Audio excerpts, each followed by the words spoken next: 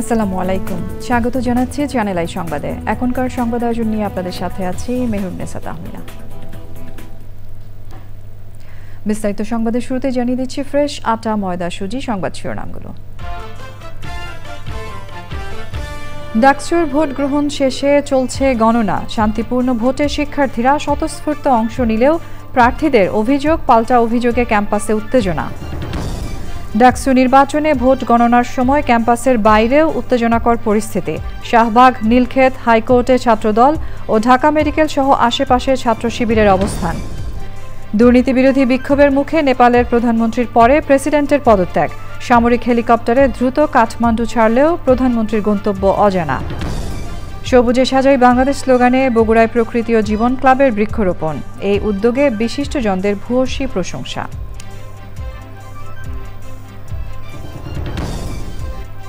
এবং আবুধাবিতে পর্দা উঠল এশিয়া কাপ ক্রিকেটের। আফগানিস্তানের দেয়া ১৮৯ রানের চ্যালেঞ্জিং টার্গেটে ব্যাট করছে হংকং।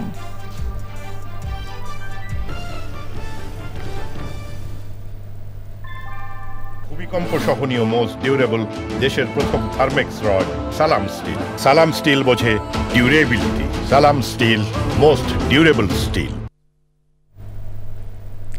সংবাদ শিরোনামগুলো জানাচ্ছিলাম। এখনকার এই সংবাদ আয়োজন একই সঙ্গে চ্যানেল আই এর ইউটিউব চ্যানেলে এবং চ্যানেল আই এর ওটিটি প্ল্যাটফর্ম আই স্ক্রিনে লাইভ স্ট্রিম হচ্ছে।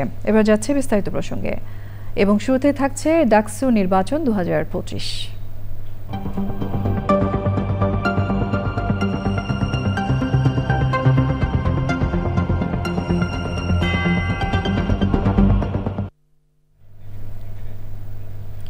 প্রায় ৬.৫ বছর পর ভিন্ন রাজনৈতিক প্রেক্ষাপটে ঢাকা বিশ্ববিদ্যালয়ের কেন্দ্রীয় ছাত্র সংসদ ডাকসু ও হল সংসদ নির্বাচন অনুষ্ঠিত হয়েছে। ভোট গ্রহণ শেষে এখন চলছে ভোট গণনা। এ বিষয়ে জানতে যাচ্ছি লায়লা নওশিনের কাছে। তিনি আছেন সিনেট ভবনে। নওশিন, ডাকসু নির্বাচনের ভোট গণনার সবশেষ খবর আমাদেরকে জানাবেন। নির্বাচনের ভোট গ্রহণ সম্পন্ন হয়েছে বিকেল ৪টায় এবং ৭ ঘন্টা পেরিয়ে গেছে। এখন কিন্তু ফলাফলের অপেক্ষায় প্রার্থী এবং ভোটাররা। এই মুহূর্তে সিনেট ভবনে প্রার্থী এবং অনেক ভোটার কিন্তু সিনেট ভবনে জড়ো হয়েছে। এখান থেকেই ফলাফল ঘোষণা করা হবে সেজন্য। এবং এই সিনেট ভবনেই ফলাফল তৈরি হয়ে গেলে এখান থেকে ফলাফল প্রকাশ করা হবে। এবং ৮টি কেন্দ্রে ভোট গ্রহণ অনুষ্ঠিত হয়েছে। সে ৮টি কেন্দ্রে কিন্তু ৮টি কেন্দ্রের বাইরে এলইডি স্ক্রিন দেওয়া আছে এবং ভোট গণনার সবশেষ পরিস্থিতি কিন্তু ওই এলইডি স্ক্রিনগুলোতে প্রচার করা হচ্ছে ৮টি কেন্দ্রের। এবং এই সিনেট ভবনে যেহেতু ফলাফল ঘোষণা করা হবে, এই ভবনের চারপাশে এবং সিনেট ভবনের ভেতরেও কিন্তু অসংখ্য প্রার্থীদের সমর্থকরা, ভোটাররা এবং গণমাধ্যম কর্মীদের ভিড়। সবাই অপেক্ষা করছে সেই মাহেন্দ্র ঘণ্টির জন্য কখন ডাকসু নির্বাচনে কারা বিজয়ী হলো তাদের নামটি প্রকাশ করা হবে। এবং সকাল থেকেই সবাই যে এই প্রতীক্ষা, কে হবে ভিপি, কে হবে জিএস, কে হবে এজিএস এবং অন্যান্য যারা কার্যনির্বাহী সদস্য, সেই মুখগুলো আসলে জানার জন্য সবার প্রতীক্ষা। তবে এই ভোট শুরু হওয়ার পর থেকেই কিন্তু বিভিন্ন যে ছাত্র দল, ছাত্র শিবির সহ বিভিন্ন যে প্যানেলের প্রার্থীরা তারা কিন্তু একে অপরের বিরুদ্ধে অভিযোগ এনেছে, এমনকি নিয়ম বহির্ভূত এবং অনিয়মেরও অভিযোগ এনেছে। তবে ঢাকা বিশ্ববিদ্যালয়ের উপাচার্য তিনি কথা বলেছিলেন সাংবাদিকদের সাথে। কথা বলে তিনি জানিয়েছিলেন যে তার প্রশাসনে আসলে কোনোভাবেই তার প্রশাসন সবসময় সুষ্ঠু নির্বাচন করবে এবং তিনি কোনোভাবে কোনো রাজনৈতিক দলের অংশ নন এবং কখনোই তিনি কোনো রাজনীতির অংশ হবেন না এবং একটি সুষ্ঠু নির্বাচনে তিনি আসলে ঢাকা বিশ্ববিদ্যালয় এবং পুরো জাতিকে উপহার দেবেন। সিনেট ভবনে এই মুহূর্তে সবাই আসলে আগ্রহ নিয়ে অপেক্ষা করছে কখন কাঙ্ক্ষিত ফলাফলটি ঘোষণা করা হবে। তাহমিনা। জি নওশিন, আপনাকে ধন্যবাদ। ঢাকা বিশ্ববিদ্যালয়ের টিএসসিতে আছেন মিথিলা নাজনীন। আমরা যাচ্ছি তার কাছে। মিথিলা, ডাকসু নির্বাচন ঘিরে এই মুহূর্তে ক্যাম্পাসের পরিস্থিতি আমাদেরকে জানাবেন।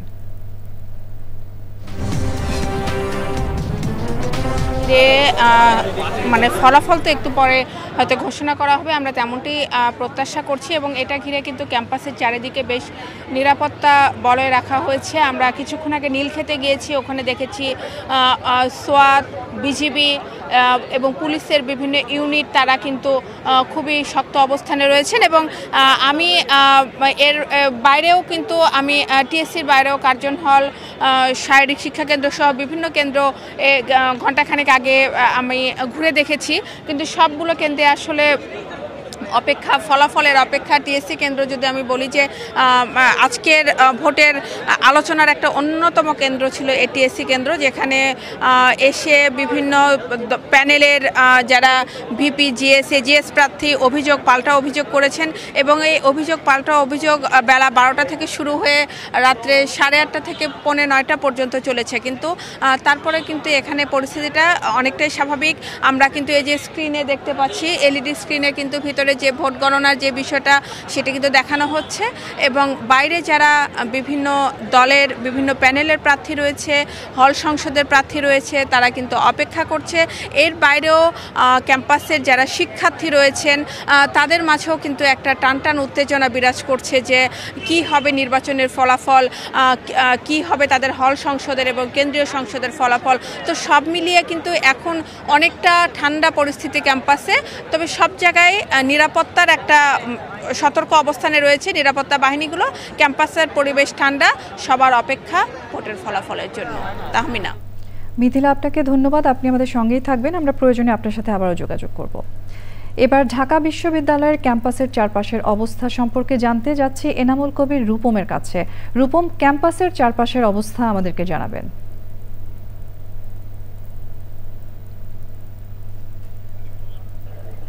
6টি প্রবেশ পথ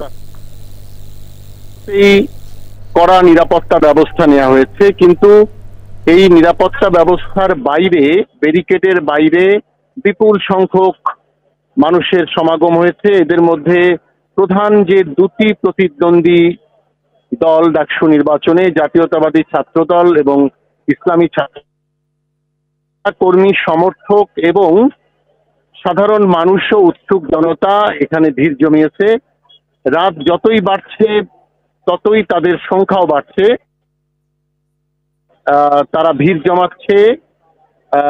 তাদের সবারই জল্পনা কল্পনা এই নির্বাচনে কে জয়লাভ করছে, বিশেষ করে ভিপি, জিএস এবং এজিএস পদের আলোচনার মূল কেন্দ্রবিন্দু এই 3টি পদ। যারা ভিতরে ক্যাম্পাসে আমরা জানতে পেরেছি যে জাতীয়তাবাদী ছাত্রদল বিক্ষোভ মিছিলও করেছে। আর বাইরে এখন ক্রমেই উত্তেজনার টান হচ্ছে, কারণ কিছুক্ষণ আগে এখানে বিজিবির আধা সামরিক বাহিনী, বিজিবির নিরাপত্তা বাড়ানো হয়েছে এবং পুলিশ এখানে যারা অবস্থান করছেন ব্যারিকেডের বাইরে, তাদেরকে ব্যারিকেডের বাইরেও থাকতে দিচ্ছে না। এতে আরো শঙ্কা জাগছে উপস্থিত লোকজনের মধ্যে। এই পরিস্থিতিতেই ভিতরে ভোট গণনা চলছে। তাহমিনা। রূপম, আপনাকে ধন্যবাদ। ডাকসু ও হল সংসদ নির্বাচনে ভোট গ্রহণ সম্পন্ন হয়েছে, চলছে গণনা। শান্তিপূর্ণ ভোটে শিক্ষার্থীরা স্বতঃস্ফূর্ত অংশ নিলেও প্রার্থীদের পাল্টা অভিযোগে ক্যাম্পাসে উত্তেজনা দেখা দিয়েছে। এই নিয়ে সংবাদ সম্মেলন করেছেন ছাত্রদল সমর্থিত প্যানেলের ভিপি প্রার্থী আবিদুল ইসলাম খান, ঐক্যবদ্ধ শিক্ষার্থী জোটের ভিপি প্রার্থী সাদিক কায়েম, বৈষম্য বিরোধী শিক্ষার্থী সংসদের ভিপি প্রার্থী আব্দুল কাদের।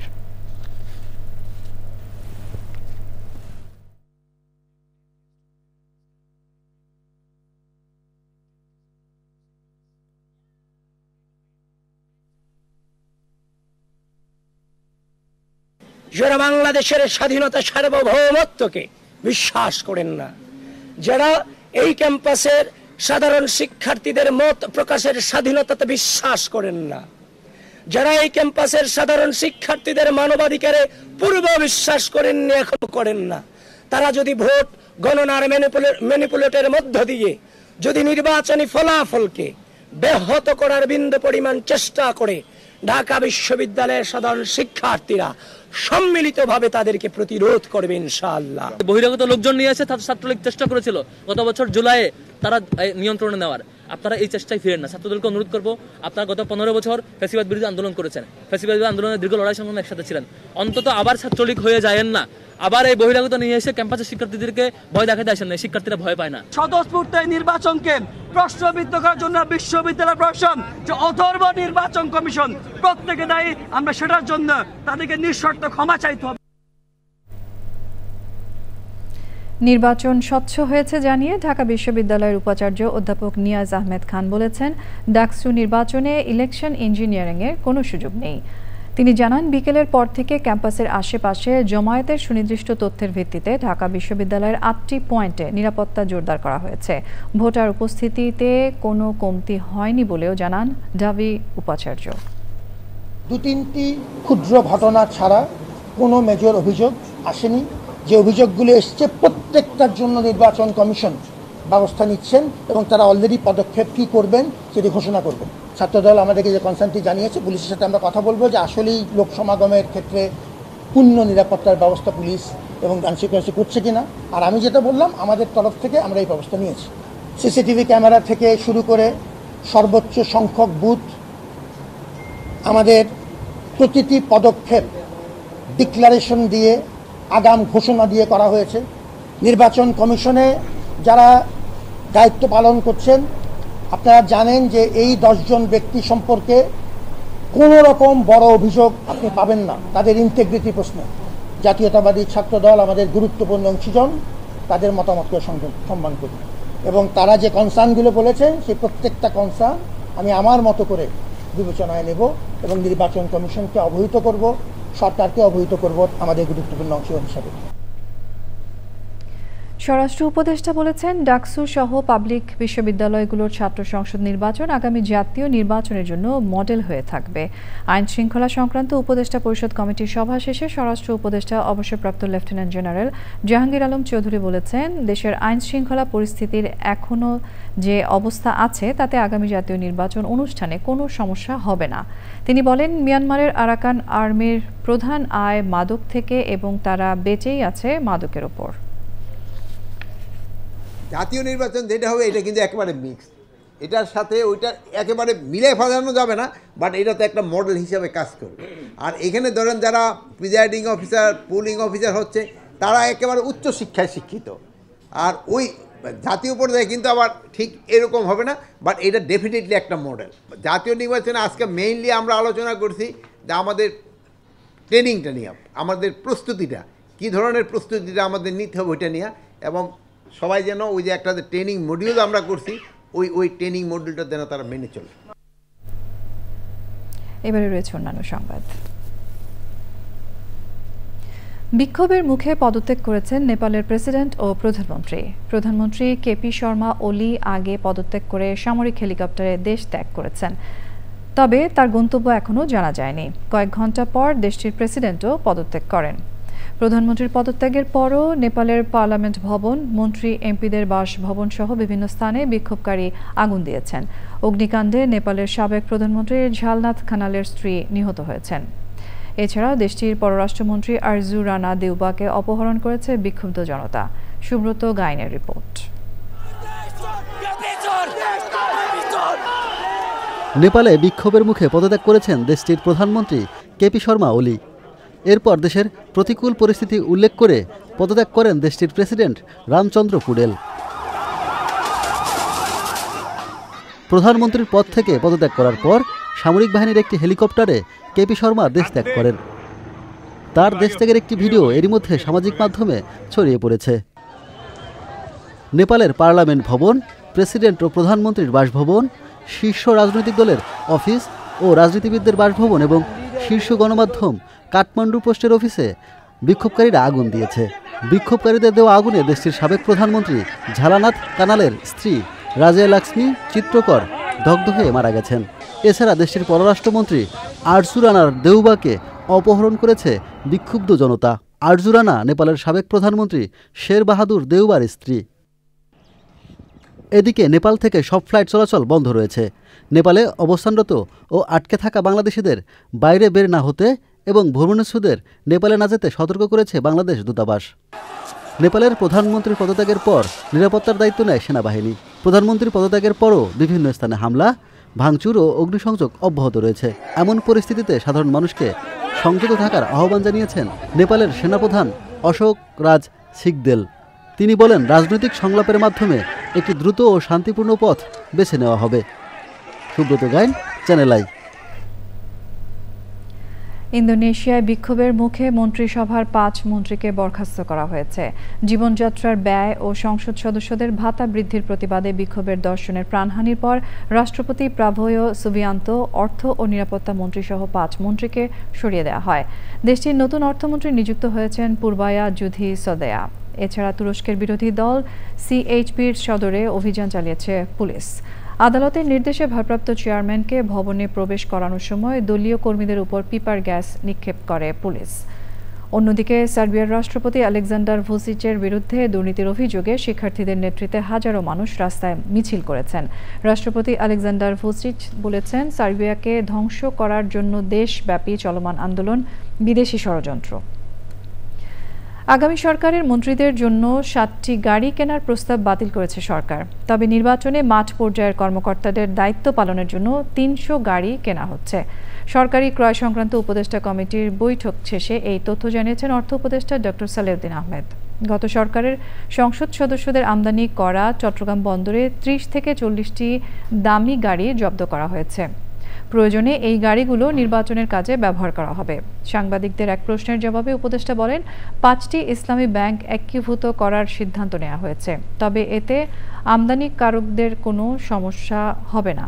অর্থ উপদেষ্টা আরও জানিয়েছেন, জাপান বাংলাদেশ থেকে বিভিন্ন খাতে 1 লাখ জনবল নেবে। জাপানি ভাষা জানলেই চাকরি মিলবে। এসেছিল যে ফিল্ড লেভেলে ইলেকশনের জন্য বেশ কতগুলো গাড়ি দরকার হবে, এবং ইলেকশনের সময় ভাঙ্গা গাড়ি নিয়ে 2 মাইল যাওয়ার পর পড়ে যাবে, সেটা তো আমরা অ্যালাউ করবো না। সেটা যে আমি রিসেন্ট আমরা অলরেডি অ্যালাউ করেছি, আমি এটা একজাক্টলি মনে নাই, প্রায় 300-র কাছাকাছি গাড়ি আমি অ্যালাউ করেছি, ওই 60টা গাড়ি না। আরেকটা জিনিস বলে রাখি, আপনার চট্টগ্রাম বন্দরে এমপিদের অনেকগুলো গাড়ি কিন্তু সিজ করা হয়েছে। তা আমি বলেছি এনবিআর চেয়ারম্যানকে এগুলো বিক্রি করার কোনো দরকার নাই, এটা আমরা ট্রান্সপোর্ট করে দিয়ে দেওয়ার জন্য বলেছি। ওটা 30 থেকে 40 টাকা, সেই গাড়িগুলো তখন রেখে দিই, দরকার ভবিষ্যতে ব্যবহার করবে। সবুজে সাজাই বাংলাদেশ স্লোগানে বগুড়ার প্রকৃতি ও পরিবেশের উন্নয়নে বৃক্ষরোপণ করেছে প্রকৃতি ও জীবন ক্লাব। মোবাইল নেটওয়ার্ক অপারেটর বাংলালিংকের সহযোগিতায় সবুজ প্রকৃতি গড়ার কর্মসূচিতে সর্বস্তরের মানুষের স্বতঃস্ফূর্ত অংশগ্রহণে বেগবান হচ্ছে পরিবেশ রক্ষার আন্দোলন। উদ্যোগের ভূয়সী প্রশংসা করে বিশিষ্টজনরা বলছেন, এতে প্রকৃতি ও পরিবেশ রক্ষায় অনুপ্রাণিত হচ্ছে তরুণ প্রজন্ম। রৌফ জালালের তথ্য ভিডিওচিত্রে আফরোজা হাসির রিপোর্ট।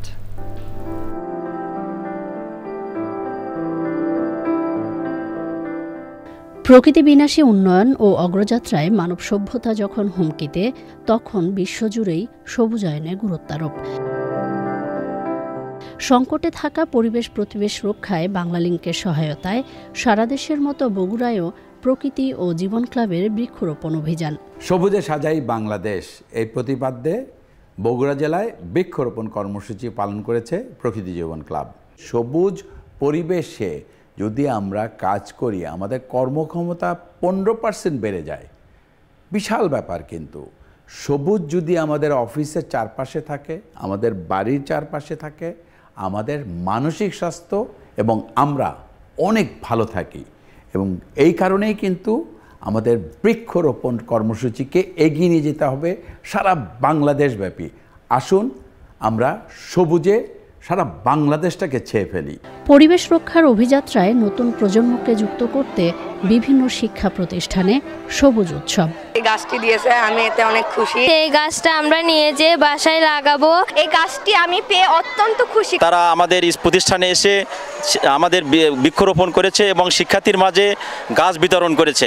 চ্যানেল আই প্রকৃতির জীবনকে জানা স্কুলের পক্ষ থেকে অভিনন্দন। প্রকৃতির ভারসাম্য রক্ষার জন্য এগুলো গাছ লাগান এবং অক্সিজেন পাই আমরা এই গাছ থেকে, এজন্য বেশি করে গাছ আমরা লাগাই এবং জীবন রক্ষা করি। এই যে লার্নিংটা ওরা এখন থেকে পেয়ে যাচ্ছে, আশা করি ভবিষ্যতে ওদের মাধ্যমেও এটা সমাজে ছড়িয়ে পড়বে এবং আমি এই উদ্যোগকে সাধুবাদ জানাই এবং আমরা এটার সাথে থাকতে পেরে আনন্দিত।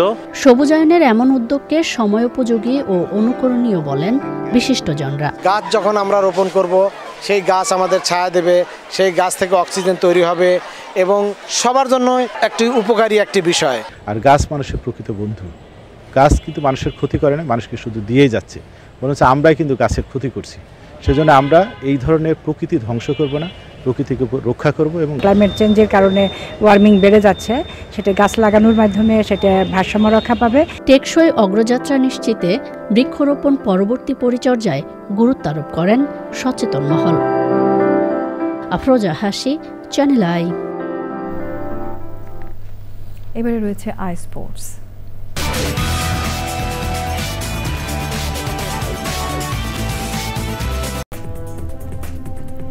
স্বাগত জানাচ্ছি আরও একবার চ্যানেল আই সংবাদে। জুলাই গণ অভ্যুত্থানে মানবতা বিরোধী অপরাধের মামলায় শেখ হাসিনা সহ 3 আসামির বিরুদ্ধে সাক্ষ্য দিয়েছেন ঢাকার অতিরিক্ত chief metropolitan magistrate Zakir Hossain ও চিকিৎসক সিরাজুল সালেহিন। এর আগে এসআই আশরাফুল ইসলামকে জেরা করেন স্টেট ডিফেন্স আইনজীবী। আরও 4 জন সাক্ষ্য দেবেন বলে জানিয়েছে প্রসিকিউশন।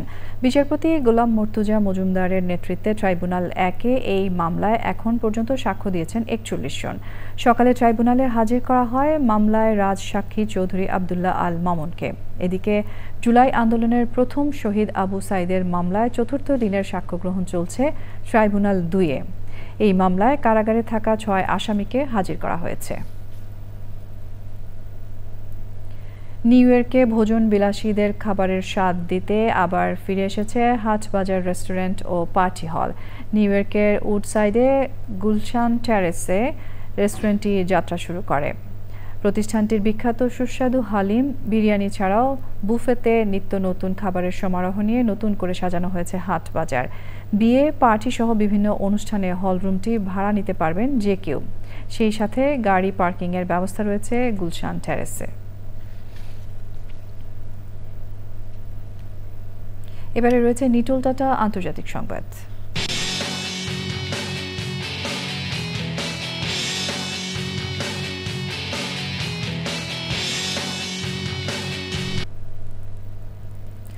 অবস্থান করা বিপজ্জনক উল্লেখ করে গাজা শহরের বাসিন্দাদের অবিলম্বে সরে যাওয়ার নির্দেশ দিয়েছেন ইসরায়েলি সেনাবাহিনী। এদিকে জাতিসংঘের ফিলিস্তিনি শরণার্থী সংস্থার প্রধান বলেছেন, গাজায় আর কোনো নিরাপদ স্থান অবশিষ্ট নেই। এটা একটি মরুভূমিতে পরিণত হচ্ছে। গাজার স্বাস্থ্য মন্ত্রণালয় জানিয়েছে, গত 24 ঘন্টায় গাজার বিভিন্ন হাসপাতালে 83টি মৃতদেহ এবং 223 জন আহত ফিলিস্তিনিকে আনা হয়েছে। বাস্তুচ্যুত ফিলিস্তিনি নাগরিকরা বলেন, দখলদার বাহিনীর প্রধান লক্ষ্য হলো তাদের উচ্ছেদ করা, কিন্তু তাদের যাওয়ার মতো কোনো জায়গা নেই। ইসরায়েলের প্রধানমন্ত্রী বেনিয়ামিন নেতানিয়াহু গাজা সিটিতে ব্যাপক স্থল অভিযান চালানোর হুমকি দিয়েছেন। দেশটির প্রতিরক্ষা বাহিনীর কর্মকর্তা বলেছেন, হামাসকে নির্মূল করতে বদ্ধপরিকর ইসরায়েল। ওদিকে হামাস নিন্দা জানিয়ে বলেছে, গাজা সিটির উঁচু ভবনগুলোর মধ্যে আসসালাম টাওয়ারও ধ্বংস করা হয়েছে, যা গাজায় ইসরায়েলের করা জঘন্য কাজগুলোর একটি। গাজা যুদ্ধে এ পর্যন্ত কমপক্ষে 64,602 জন ফিলিস্তিনি প্রাণ হারিয়েছেন। আইস্ক্রিন সাংস্কৃতিক সংবাদ।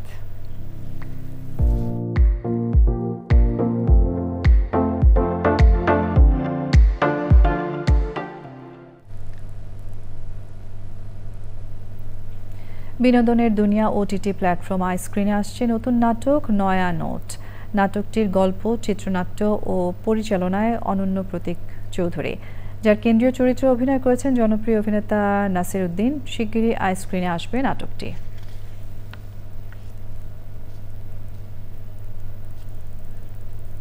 এবারে রয়েছে কৃষি সংবাদ।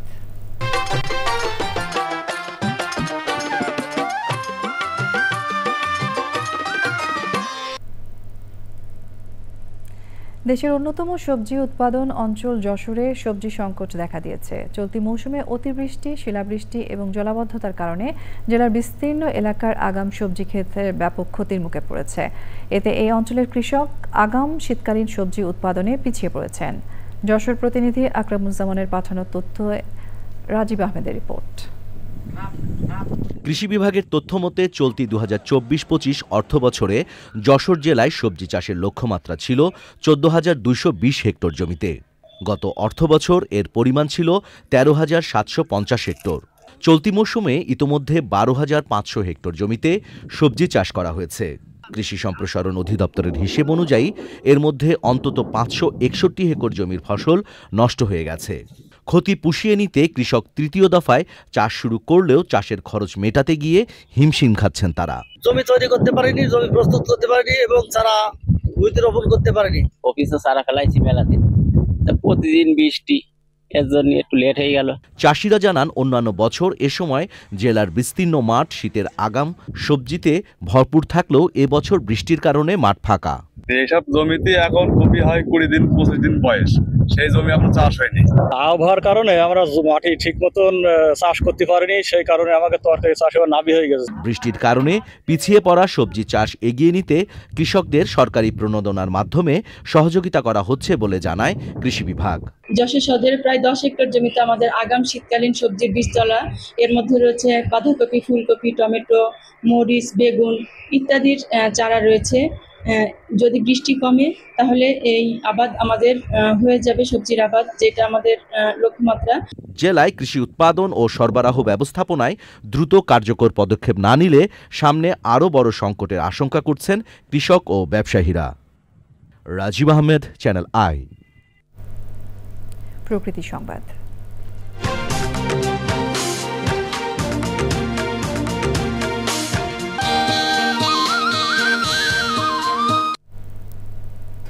নড়াইলের লোহাগড়ায় চড়ুই পাখির আবাসস্থল ধ্বংসের দায়ে এক ব্যবসায়ীকে ১০,০০০ টাকা জরিমানা করা হয়েছে। বাংলার প্রকৃতির অলংকার চড়ুই পাখির আবাসস্থল ধ্বংসের জন্য অনুতপ্ত ওই অভিযুক্ত ব্যবসায়ী। জরিমানা দিয়ে পাখির বাসা পুনর্স্থাপনেও আগ্রহী তিনি।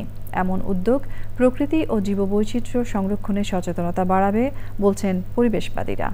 দানিয়েল সুজিত বসুর রিপোর্ট। চড়ুই পাখি সহ আবহমান বাংলার জীববৈচিত্র্য রক্ষায় যখন পরিবেশবাদীদের তোড়জোড়, তখন নড়াইলের লোহাগড়ায় ঘটেছে উল্টোটা। কেটে ফেলা হয়েছে হাজারো চড়ুই পাখির আশ্রয়স্থল আম গাছ। আশ্রয় হারিয়ে হাজার হাজার চড়ুই পাখির প্রতিবাদের ভিডিও সামাজিক যোগাযোগ মাধ্যমে ছড়িয়ে পড়লে শুরু হয় ব্যাপক সমালোচনা। যাদের প্রকৃতির সাথে ভালোবাসা নেই তাদের আইনের আওতায় এনে অন্তত শিক্ষামূলক একটা ন্যূনতম শাস্তির বিধান রাখা উচিত। চায়ের দোকানে আমরা প্রায় আড্ডা দিই এবং ওই সন্ধ্যার পরে পাখির কিচিরমিচিরের ডাক আসলেই অভূতপূর্ব। তো যখন এটা সামাজিক মাধ্যমে দেখলাম তখন মানে খুব কষ্ট পেয়েছি। আমাদের পরিবেশটাকে যদি আমরাই রক্ষণাবেক্ষণ করতে না পারি তাহলে তো আমাদেরই এটা বসবাসের অযোগ্য হয়ে যাবে। So that is why the government had decided to make enough spacious roads so that the vehicles and the other cars should go on easily. ঘটনাটি নজরে এলে অভিযুক্তকে ১০,০০০ টাকা জরিমানা করে প্রশাসন। সেটা অবশ্য আমার এখনো জানা নাই। আমরা এই বিষয়টা খোঁজ খবর নিয়ে আমরা যে আইনানুগ যে ব্যবস্থা আছে বা আমাদের প্রচার বা তাদেরকে মোটিভেশন করার জন্য যেটা প্রয়োজন সেটা আমরা করব। ভুল স্বীকার করে ভবিষ্যতে জীববৈচিত্র্য সংরক্ষণের অঙ্গীকার করেন অভিযুক্ত ব্যবসায়ী। আমি কথা কেটে ফেলছি, আমি অত বুঝি না, আমার ব্রেনের সমস্যা তো এমনি আছে। আমি খুব অনুতপ্ত হয়েছি এবং বলছি আমার লজ্জায় মুখ দেখাবো কি করে, নিজে খরচ করে যাতে ওই পাখি আবার আমার ওখানে বসে। কার্যকর ও সমন্বিত উদ্যোগে চড়ুই পাখি সহ প্রতিটি প্রাণীর জন্য নিশ্চিত হবে সহাবস্থানের ধারিত্রী, প্রত্যাশা প্রকৃতিপ্রেমীদের। Daniel Sujit Bose, channel I, Narail. এবারে রয়েছে ঢাকা ব্যাংক পিএলসি বাণিজ্য সংবাদ।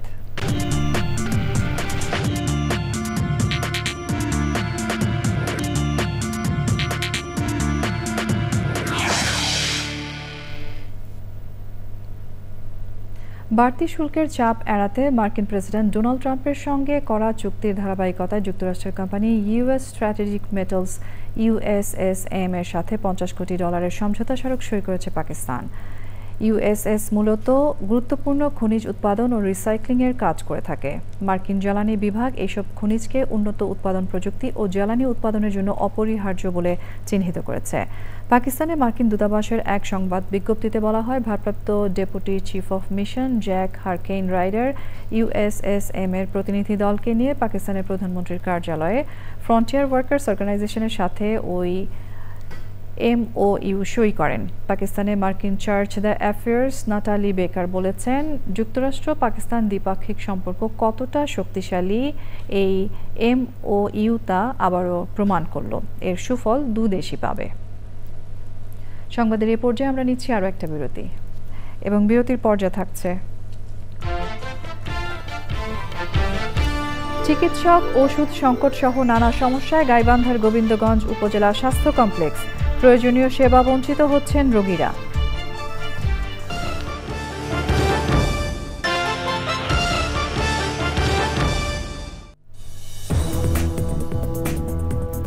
স্বাগত জানাচ্ছি আরও একবার চ্যানেল আই সংবাদে।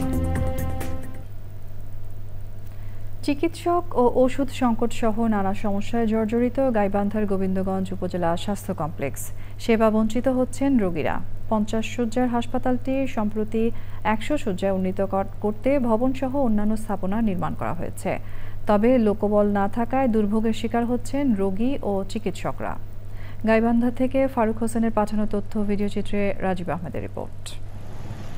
গোবিন্দগঞ্জ উপজেলার 17 ইউনিয়ন ও একটি পৌরসভায় প্রায় 7.5 লাখ মানুষের বসবাস। তাদের স্বাস্থ্যসেবার একমাত্র জায়গা গোবিন্দগঞ্জ উপজেলা স্বাস্থ্য কমপ্লেক্স। একে 100 শয্যায় উন্নীত করতে 6 তলা আধুনিক ভবন নির্মাণ করা হলেও চালু হয়নি। 50 শয্যার জন্যই প্রয়োজনীয় লোকবল নেই এখানে। 50 শয্যার জন্য বিশেষজ্ঞ চিকিৎসক পদে 11টি থাকলেও কর্মরত আছেন 3 জন। মেডিকেল অফিসারের পদ 8টি, তবে কর্মরত 4 জন। 17টি ইউনিয়নের সাব সেক্টরে 17 জন মেডিকেল অফিসার থাকার কথা থাকলেও আছেন মাত্র 4 জন। প্রয়োজনীয় চিকিৎসা সেবা না পাওয়ার অভিযোগ রোগী ও স্বজনদের। ডাক্তার দেখাবো, সিরিয়াল হয়ে আছে, ডাক্তার হচ্ছে একজন, হাসপাতালে ডাক্তার লাগবে 3-4 জন। সরকারি হাসপাতালে যে আসে যদি একটু সেবায় যদি না পায়, ওষুধপাতি না পায়, সব যদি বাইরে থেকে কিনতে আসে, তাদের তো সরকারি হাসপাতালে আমাদের তার দরকার তো হয় না। হাসপাতালের MRO জানিয়েছে, প্রতিদিন স্বাস্থ্য কমপ্লেক্সটিতে গড়ে 1000 রোগীকে চিকিৎসা সেবা দিতে হচ্ছে। অলমোস্ট 50 শয্যা বিশিষ্ট হাসপাতালে টোটাল ভর্তি থাকে মনে করেন 100 জনের কাছাকাছি। 50 শয্যার হাসপাতাল হলেও এখানে কিন্তু লোকবল 50 শয্যারই নাই, আপনি 100 শয্যা তো দূরের বাদ। নতুন ভবন হওয়ার পর স্থানীয়দের প্রত্যাশা বেড়েছে বলে জানান উপজেলা স্বাস্থ্য কর্মকর্তা। ডাক্তার আমাদের এখানে থাকার কথা, বিশেষজ্ঞ ডাক্তার 11টা পদে, বিদ্যমান পদ আমাদের 11টা। এখানে আমাদের এখন কর্মরত আছেন মাত্র 3 জন কনসালটেন্ট, অর্থাৎ ম্যাক্সিমাম বিশেষজ্ঞ ডাক্তার আমাদের এখানে পাওয়া যায় না। গোবিন্দগঞ্জ উপজেলা স্বাস্থ্য কমপ্লেক্সে দ্রুত 100 শয্যার লোকবল নিয়োগ ও প্রয়োজনীয় সুযোগ সুবিধা দিয়ে চিকিৎসা সেবা নিশ্চিত করার দাবি উপজেলাবাসীর। Rajib Ahmed, channel I. দেশে নবায়নযোগ্য জ্বালানি ব্যবস্থা সফল করতে সঠিক রোড ম্যাপের উপর জোর দিয়েছেন জ্বালানি বিশেষজ্ঞরা। আমদানি কমিয়ে উপযুক্ত পরিকল্পনার মাধ্যমে জ্বালানি খাত থেকে কয়েক বিলিয়ন ডলার সাশ্রয় করা সম্ভব বলে মতামত দেন তারা। কসমস ফাউন্ডেশন আয়োজিত energy transition is Bangladesh on the right track শীর্ষক সেমিনারে এসব বিষয় নিয়ে আলোচনা করেন খাত বিশ্লেষক ও সংশ্লিষ্টরা। জ্বালানি বিশেষজ্ঞ ইজাজ হোসেন বলেছেন, নবায়নযোগ্য জ্বালানি নিয়ে নিউক্লিয়ার এনার্জির বিষয়ে ভাবা উচিত। ভোক্তা বান্ধব ব্যবস্থা গঠনের আহ্বান জানান ক্যাবের জ্বালানি উপদেষ্টা শামসুল আলম। অনুষ্ঠানে সভাপতিত্ব করেন কসমস ফাউন্ডেশনের চেয়ারম্যান ইফতেখার আহমেদ চৌধুরী। কি নোট প্রেজেন্টার ছিলেন IEEF এর lead energy analyst Shafiqul Alam. সংবাদের এই পর্যায়ে আমরা নিচ্ছি আরও একটা বিরতি।